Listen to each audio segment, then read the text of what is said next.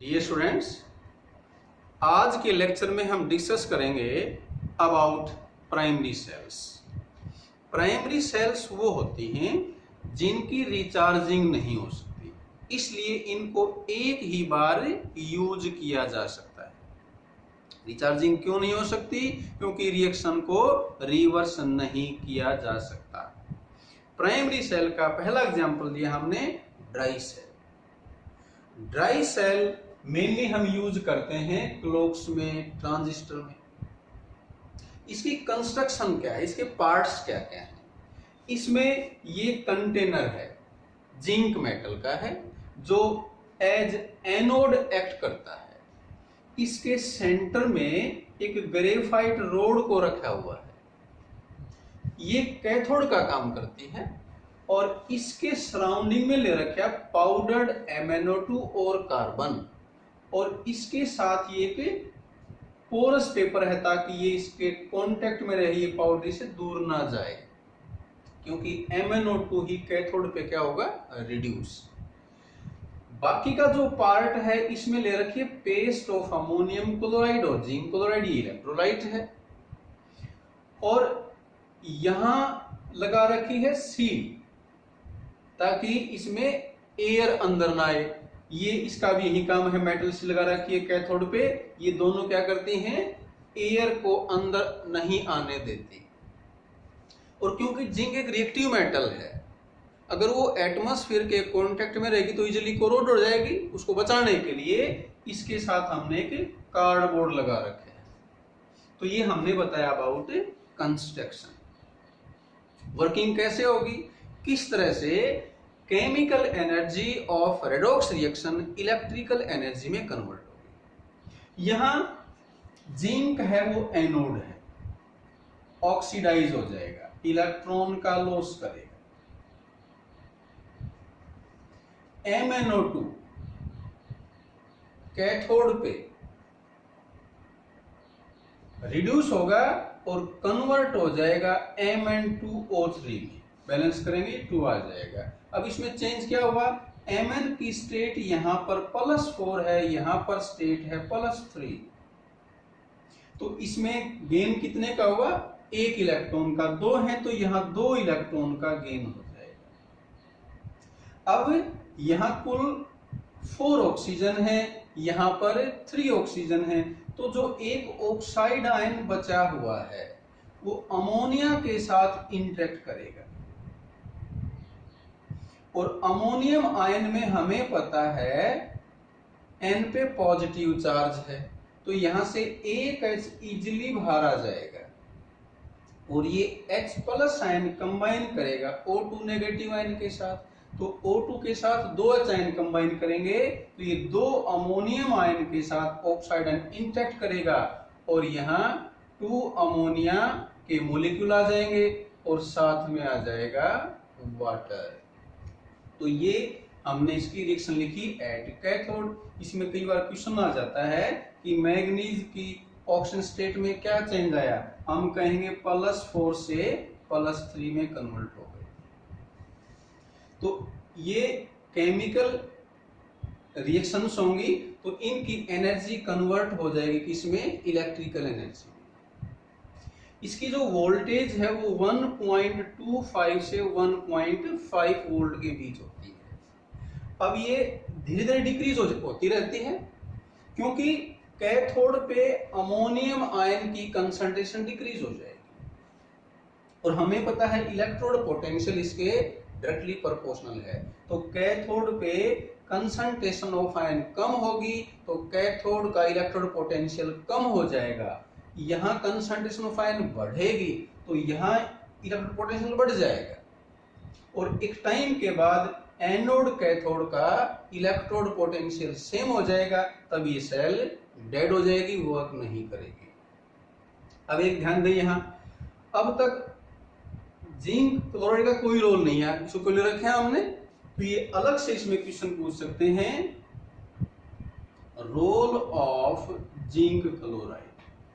अब सेल जब वर्क करती है तो इसमें अमोनिया गैस बनती रहती है और ये एयर टाइट है, गैस बाहर नहीं जा सकती। तो ये गैस धीरे धीरे बढ़ती जाएगी तो उसका प्रेशर बढ़ता जाएगा, और एक टाइम के बाद ये हो सकता है कि ये इसको क्रैक कर दे, इसकी सील को क्रैक कर दे, और अगर ऐसा हुआ तो सेल डेड हो जाएगी। तो ऐसा ना हो, इसलिए अमोनिया को यहां से रिमूव करने के लिए हमने क्या ऐड कर रखा है, जिंक क्लोराइड। ये कंबाइन करता है अमोनिया के साथ, तो इसमें हम लिखेंगे it combine with ammonia, otherwise the pressure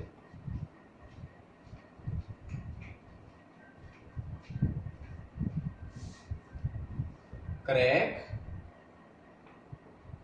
the seal of cell. और ये इसके साथ कंबाइन करेगा तो एक कॉम्प्लेक्स बन जाएगा।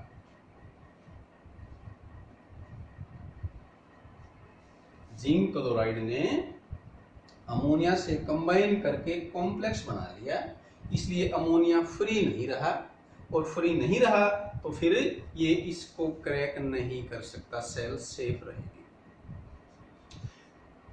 इसमें कई बार हम ऑब्जर्व करते हैं कि अगर लॉन्ग टाइम तक ड्राई सेल को रख दें तो बगैर यूज किए भी डेड हो जाती है। इस पर लिखा होता है कि जो बेस्ट यूज है वो within 2 years from the date of manufacture. क्यों लिखते हैं ऐसा, या क्यों होता है ऐसा? क्योंकि जो अमोनियम क्लोराइड है ये एसिडिक है। अमोनियम क्लोराइड किसका साल्ट है? NH4OH, अमोनियम हाइड्रोक्साइड एक वीक बेस और HCl एक स्ट्रॉन्ग एसिड। तो ये एसिडिक अमोनियम क्लोराइड इस जिंक वेजल को कोरोड कर देगा, तो उससे क्या होगा, ये पेस्ट बाहर निकल जाएगी, तो ये सेल डेड हो जाएगी। तो ये बगैर यूज के भी डेड हो जाती है। उसका रीजन क्या बताया? Acidic ammonium chloride corrode the zinc vessel. तो ये हमने कंप्लीट किया अबाउट ड्राई सेल। दूसरा एग्जांपल स्टार्ट कर रहे हैं, मरकरी सेल। मरकरी सेल की अपीयरेंस बटन जैसे, तो इसको बटन सेल भी कहा जाता है। अब इसमें एनोड जिंक की है। फर्क ये है कि जो वेजल है अब वो प्योर जिंक का नहीं है, वो जिंक अमलगम का है। ऐसा किस लिए? क्योंकि जिंक अगर प्योर है तो वो ज्यादा रिएक्टिव है, अमलगम बना देंगे तो रिएक्टिविटी कम हो जाएगी, इससे इसकी लाइफ बढ़ जाएगी। कैथोड है वो सेम है, ग्रेफाइट रोड है। यहाँ इलेक्ट्रोलाइट है, वो है paste of mercuric oxide and potassium hydroxide.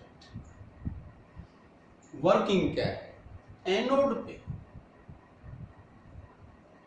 Zinc का होगा ऑक्सीडेशन, जिंक ऑक्सीडाइज होगा तो जिंक आयन बनाएगा। वो जिंक आयन कंबाइन कर लेंगे विद OH आयन। ये OH आयन किससे आएंगे? KOH से, और ये बन जाएगा जिंक ऑक्साइड प्लस वाटर, और ये 2 इलेक्ट्रॉन जिंक ने यूज किए। इन इलेक्ट्रॉन को गेन कर लेगा HGO। HGO के अंदर 2 आयन है, Hg2 पॉजिटिव है और ऑक्साइड आयन है। अब Hg2 पॉजिटिव 2 इलेक्ट्रॉन गेन करेगा, Hg बन जाएगा, और ऑक्साइड आयन वाटर के साथ इंटरेक्ट करके क्या बना लेगा? OH ions. O2 negative ion H plus के साथ कंबाइन करें हम चार्ज के हिसाब से तो ये OH नेगेटिव आयन बनेगा। तो एक OH नेगेटिव H आयन से बन जाएगा और एक वाटर से आ जाएगा, तो 2 OH आयन आ जाएंगे।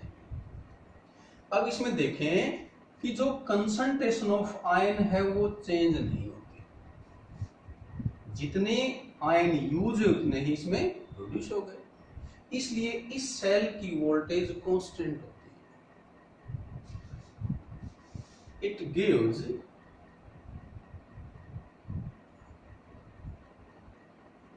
a constant voltage of 1.35 volt because there is no change in concentration of ions. Concentration of ion पे ही इलेक्ट्रोड का पोटेंशियल डिपेंड करता है, इसलिए इस सेल की वोल्टेज कांस्टेंट रहेगी थ्रू आउट इट्स लाइफ। तो फिर डेड क्यों हो जाएगी? डेड इसलिए हो जाएगी क्योंकि रिएक्शन तब तक होगी जब तक अपने पास HGO है। जब ये सारे का सारा मर्क्यूरिक ऑक्साइड मरकरी में कन्वर्ट हो जाएगा तब ये सेल डेड हो जाएगा। और क्योंकि जब ये सेल डेड हो जाती है तो इसमें मरकरी इकट्ठा हो जाता है, एक स्ट्रॉन्ग पॉइजन है ये, इसलिए इसको डिस्पोज करना थोड़ा सा सेफ नहीं है। इसको डिस्पोज इस तरह से करें कि इजीली किसी के हाथ ना लगे, क्योंकि मरकरी एक हाईली पॉइजनस सब्सटेंस है। अब क्योंकि इसकी वोल्टेज कांस्टेंट है इसलिए इसको यूज करते हैं। ये अलग से क्वेश्चन पूछ लेते हैं कई बार।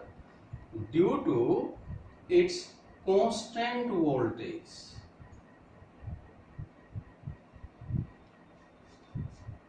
It is used in hearing aids. इस सुनने में यूज करते हैं, जिसको कम सुनता है वो यूज करता है इसको। वॉचेस, कैलकुलेटर, तो ये हमने इसके यूज बताए। तो ये कंप्लीट किया हमने अबाउट मर्करी सेल। तो ये 2 एग्जांपल थे किसके? प्राइमरी सेल के। आज के लेक्चर में इतना ही। Thank you.